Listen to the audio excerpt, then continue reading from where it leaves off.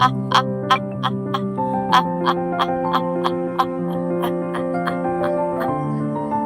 আয় আয় আয় আহ আহ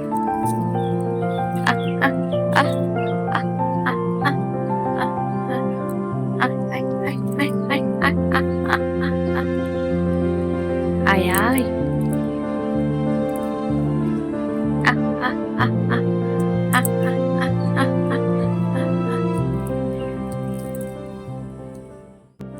তো আমি চলে যাই, নাহলে কিন্তু ওরা একদমই আসবে না। Hello everyone, good morning. কেমন আছো সবাই? আশা করি সবাই খুব ভালো আছো, সুস্থ আছো। আমরা কিন্তু বেশ ভালো আছি। ফ্যামিলি উইথ প্রিয়া নতুন একটা ব্লগে আপনাদেরকে অনেক ওয়েলকাম, অনেক ভালোবাসা।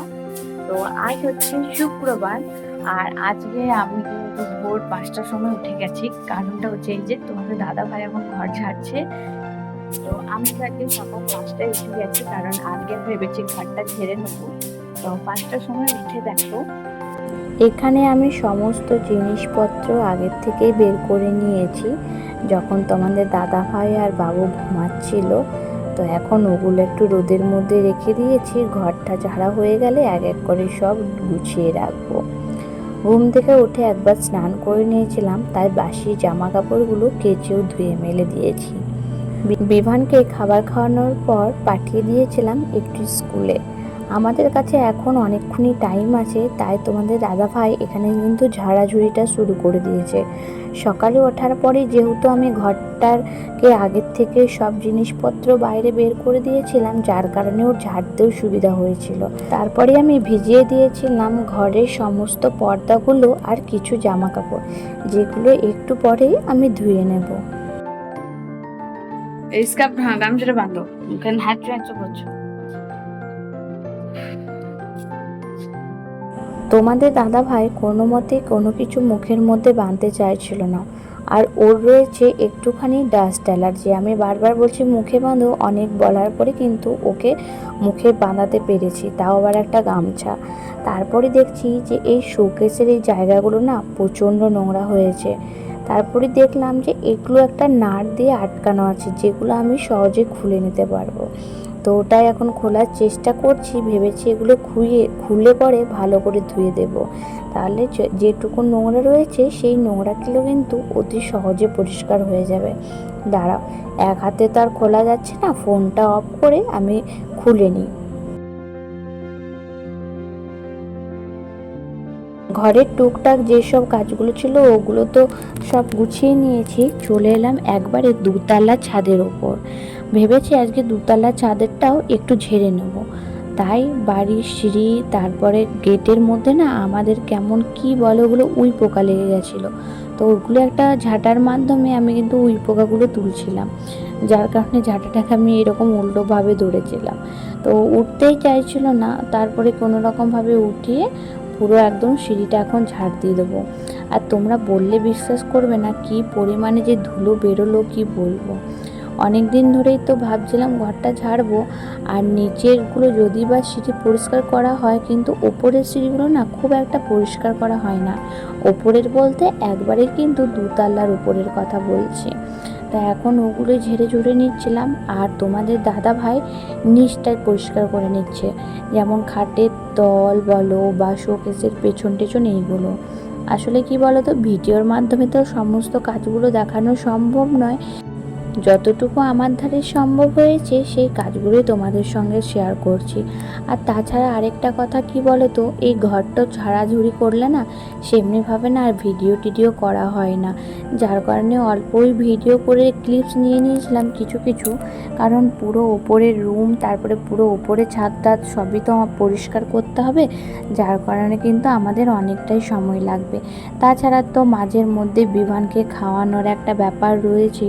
ও যদি নিজে খেতে শিখে যেত তাহলে কিন্তু খুব একটা প্রবলেম হতো না, কিন্তু যেহেতু ও কারো কাছে খায় না বা নিজেও খায় না, সেই জন্য আমাকে কিন্তু টাইমটা দিতে হয়। তো এখানে দেখো তোমাদের দাদা ভাই সমস্ত ঘরটর ঝেড়ে ঠিক কতখানি নোংরা বের করেছে। এগুলো তো আমি সব ওপরের ছাদ থেকে নিয়ে এলাম নোংরাগুলো ঝাঁটা দিয়ে, আর এখানে বাদবাকি নোংরাগুলো তোমাদের দাদা ভাই কিন্তু খাটের তল থেকে বের করেছে। আর ওই যে দেখতে পাচ্ছ আমার মহারাজা কিন্তু বলতে বলতে চলে এলো। আর ওটা হচ্ছে আমার একটা মামা, যে বাবুকে কিন্তু স্কুল থেকে প্রত্যেক দিন নিয়ে আসে, দিতে যায় ওর দাদাই, কিন্তু নিয়ে আসার কাজটা কিন্তু আমার এই মামাই করে। বিভান, বিভান,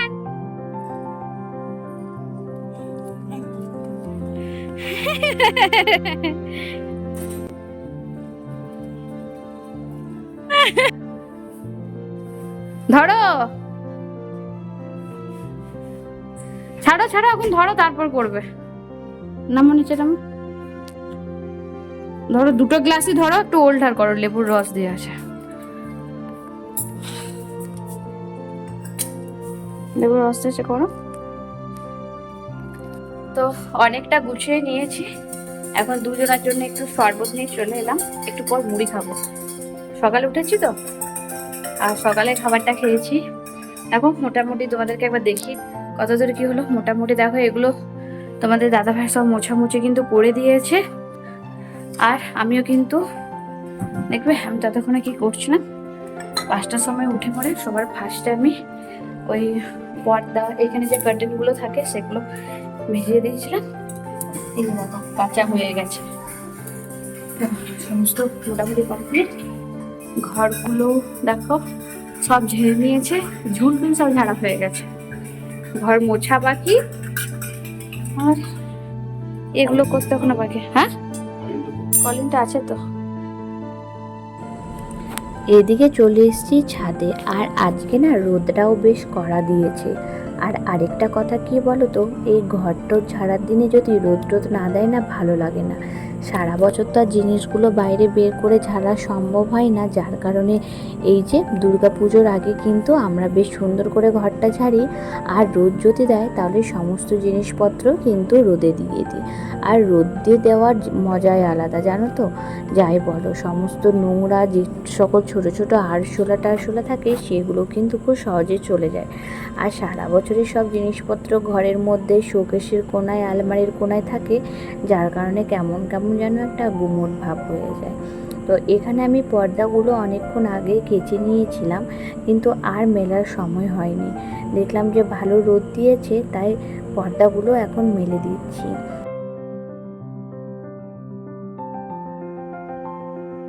আর আরেকটা কি কারণ জানো তো, পর্দাগুলো যদি আমি আজকের মধ্যে শুকিয়ে নিতে পারি তাহলে জানলাগুলোর মধ্যে লাগিয়ে দিতে পারবো।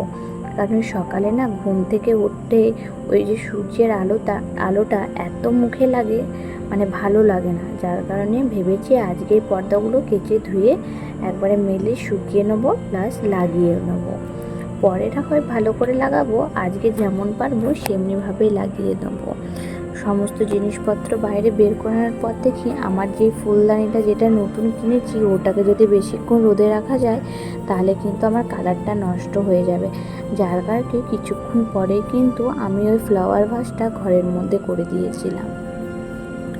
তারপরে চলে এলাম আবার টুকটাক কাজে, যেমন আমি ওই যে মানে দরজাটা পরিষ্কার করছি, আর এদিকে তোমাদের দাদাভাই শোকেসটা পরিষ্কার করেছে।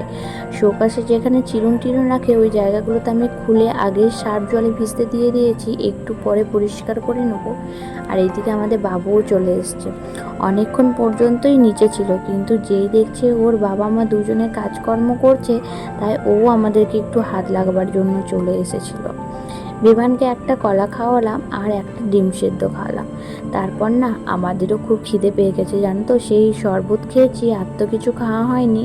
তাছাড়া কি বলতো, বসে বসে কাজ করলে না সেমনি খিদে পায় না, কিন্তু ঘর ছাড়াতেও অনেকটাই খাটালির কাজ, যার কারণে আমাদের কিন্তু আবার খিদে পেয়ে গেছে। তো বাবা চপ নিয়ে এসেছিলো, এখন একটু চপ মুড়ি মাখিয়ে একটা জামের মধ্যেই তোমাদের দাদাভাইকেও খাওয়াচ্ছি আর আমি নিজেও খাচ্ছি। তোমাদের দাদাভাই কোনো মতেই খেতে চাইছিল না, জানো তো। তারপর যখন একবার দিয়েছি মুখের মধ্যে এক গাল, তো ও বললে যে আরও দাও, আমার খিদে পেয়ে গেছে। আসলে ওরও কাজের নেশা এতটাই, কাজ করতে গেলে না ওর খিদেটাও ভুলে যায়।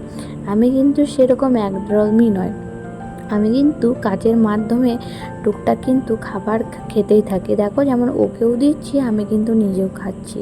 আর এইদিকে ও এখন কিন্তু ওই যে আমাদের বেসিনের কাছে যে জানলাটা থাকে ওটা তো অনেকটাই নোংরা হয়, সব সময় ইউজ হয়, যার কারণে ওই জানলাটা কিন্তু এখন পরিষ্কার করে নিচ্ছে। ও পরিষ্কার করছে আর এদিকে আমি ওকে খাবার খাইয়ে দিচ্ছি। ঘরটর জানো তো একার ধারা ঝাড়া কিন্তু অসম্ভব, কেউ যদি সাহায্যের হাত একটু বাড়ায়, যেমন তোমাদের দাদা ভাই আমাকে তো প্রত্যেকটা কাজে সাপোর্ট করে, সেটা তোমরা আমার প্রথম থেকে ভিডিও দেখে অবশ্যই বুঝতে পেরে গেছো। তো সেই রকমই, তো কেউ যদি সাপোর্ট করে তাহলে যেন কাজ করতেও মজা লাগে আর কাজটাও কমে যায়। তো দুপুর হয়ে গেছিলো, প্রায় 1টার মতো বেজে গেছিলো, তাই বিভানকে এখন একটু খাবার খাওয়ানোর জন্য বসে পড়েছিলাম। তো আজকে নর্মালি খাবার, আসলে মা একা হাতে সব সামলাচ্ছে, তো তাই যতটুকু পেরেছে রান্না করেছে।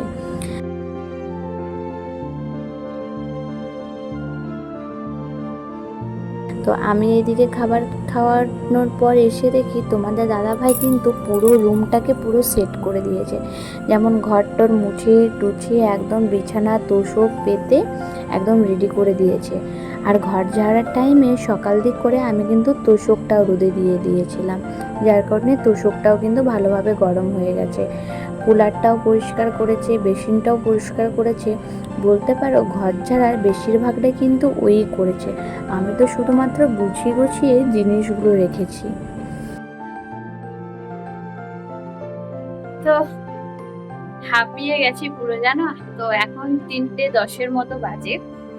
আমি আজকে কি বলতো আর রাখলাম না, সমস্ত কিছু একবারে সেট করে দেবো, কারণ বৃষ্টি ফিষ্টি পড়ে গেলে আবার মুশকিল হয়ে যাবে। তো আমি এখন খেতে বসে গেছি, আর বাবু আর তোমাদের দাদা ভাই শুয়ে গেছে, কারণ ওদেরকে বললাম তোমরা এবার শুয়ে নাও, বাবু তো একা শুবে না, কাউকে শুতে হবে। আর ও ঠাম্মি আজকে ঘরের সমস্ত কাজকর্মগুলো করছে, যেগুলো মানে ডেলি কাজ সেইগুলো করছে। আর আর ওর বাবা ওকে শুয়েছে। আর আজকের মেনু দেখো, এই যে ঝাল দেওয়া মাছের ঝোল, মাছের সর্ষে মাছ, আর এই যে মুসুরি কলাই ডাল। তো আজকে মা এইটুকুনি রান্না করেছে, একা হাতে সব করছে, তো তাই তো চলো আমি এখন একটু খেয়ে নিই, তারপরে দেখো কত আছে, এখন অনেকখানি আছে গুছাবার, তো ওগুলো আবার সব গুছিয়ে বাজিয়ে রাখতে হবে। হ্যালো গাইস, তো অনেকক্ষণ পর তোমাদের সঙ্গে দেখা হচ্ছে। দেখো পুরো ঘেমে গেছি, এখন ঘড়ির কাঁটায় 8:45 বাজে। স্নান টান অনেকক্ষণ করে নিয়েছি, 5:30। আর এই যে এখন একটু একটু গোছানো শুরু করেছি, আর এই যে কার্টেনটা লাগিয়েছি, ভালো করে দেখাবো তোমাদেরকে। আর কিছু কার্টেন নিচে রয়েছে, যার কারণে আমি সব কার্টেনগুলো তোমাদেরকে দেখাতে পারছি না, এখনো ঘর গোছানো হয়নি, ঘর গোছাতে মনে হয় কালকে লেগে যাবে। অলরেডি দেখো এগুলো সমস্ত ছড়িয়ে ছিটিয়ে আছে, এখানের মধ্যে সমস্ত কিছু রেখেছি। আর আজকে না আর শরীর দিচ্ছে না, আর তোমাদের দাদা ভাইয়ের একটু ডাস্ট অ্যালার্জি আছে, মানে হাসছি বটে কিন্তু একটু ডাস্ট অ্যালার্জির জন্য একটু প্রবলেম হয়ে গেছে, পুরো কাশি হচ্ছে ওর। তো এখন শুয়ে আছে, এখন ঠিক আছে, ওষুধ খেয়েছে। তো ওর ডাস্ট অ্যালার্জি এমনিতে আছে একটুখানি, তো অল্প ঝাললেও না ওর অ্যালার্জি হয়ে যায়, তো যার কারণে ও এখন রেস্ট নিচ্ছে। আর টুকটুক করে আমি এগুলো গোছাচ্ছি, যতটুকু পারবো গোছাবো, বাদ বাকি পরে পরে গোছাবো। তো আজকে না আর ভিডিওটা কন্টিনিউ করব না, ভিডিওটা আমি এখানে শেষ করছি। ভিডিওটা কেমন লাগলো অবশ্যই জানিও, আশা করি যদি ভালো লেগে থাকে প্লিজ চ্যানেলটাকে লাইক শেয়ার এন্ড সাবস্ক্রাইব করে দিও। আজকের মতো টাটা।